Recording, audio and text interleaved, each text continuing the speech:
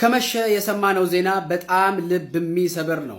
ተቀዳሚ ሙፍቲ ሐጂ እንድሪስ ከዚህ ዓለም በሞት ተለይቷል። ደጉ አባታችን የህዝበ ሙስሊሙ ብቻ አይደለም የህዝበ ክርስቲያኑ አባት የሆኑ እጅግ ምንወዳቸው ምናከብራቸው ከአንደበታቸው ማር ዘንብ ይመስል የሚናገሩት ሁሉ የሚያምርላቸው በህዝበ ሙስሊሙ ሳይሆን በህዝበ ክርስቲያኑ ጭምር የሚወደዱ ጀግናው ተወዳጁ አባታችን በዛሬው ምሽት አርፈዋል። እጅግ ልብ ሰባሪ ነው። እኚህን ጀግና አባታችንን አዋክበው አብይ አህመድ ይወዱኛል ወይ ብሎ ጠይቆ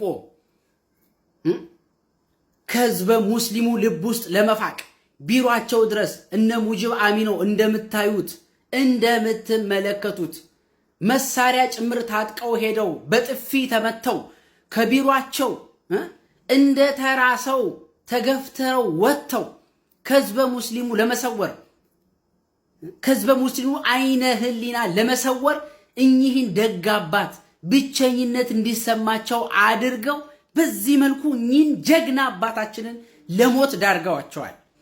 ገዳያቸው አብይ አህመድ አሊ ነው። እሱ ዙሪያ የተኮለኮሉ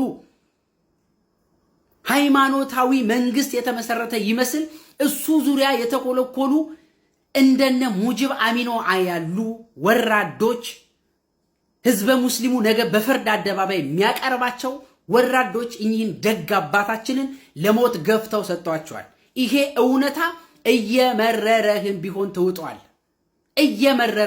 ትውጧል።